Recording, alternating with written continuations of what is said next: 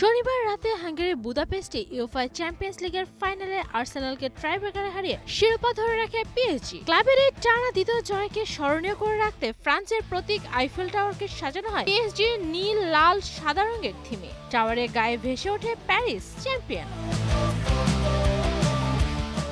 জয়ের পরপরই ঐতিহাসিক ট্রোকোডেরো চত্বর সহ প্যারিসের প্রধান বিনোদন স্পটগুলোতে জড়ো হতে থাকেন হাজার হাজার ভক্ত। সেখানে অবিরাম আতশবাজি ফুটিয়ে ও ক্লাবের পতাকা উড়িয়ে উৎসবের আমেজ তৈরি করা হয়। তবে এই উৎসবের আবহ বেশিক্ষণ ছিল না। রাত বাড়ার সাথে সাথে আনন্দ উল্লাসের মধ্যে বিভিন্ন স্থানে সংঘর্ষ, ভাঙচুর এবং পুলিশের সাথে ধাওয়া পাল্টা দেওয়ার ঘটনা ঘটে। পরিস্থিতি নিয়ন্ত্রণে আনতে কাঁদানে গ্যাস ব্যবহার করে পুলিশ।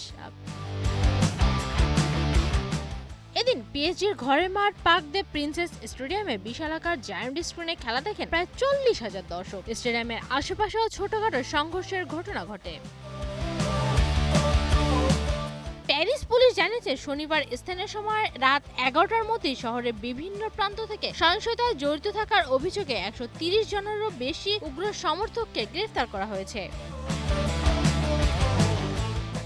তবে এবারই প্রথম নয়, পিএসজি যখন প্রথমবারের মতো চ্যাম্পিয়ন্স লিগ জিতেছিল তখন প্যারিসের সংসদে 2 জন নিহত এবং প্রায় 200 জন মানুষ আহত হয়েছিল। অতীতে সেই তিক্ত অভিজ্ঞতা থেকে শিক্ষা নিয়ে ফরাসি প্রশাসন এবার আগে থেকে ব্যাপক নিরাপত্তা ব্যবস্থা গ্রহণ করেছিল।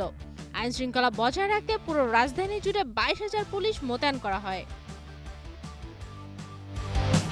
নিবেদিতা বিনতে ওয়াদুদ, ওয়ান স্পোর্টস ডেস্ক।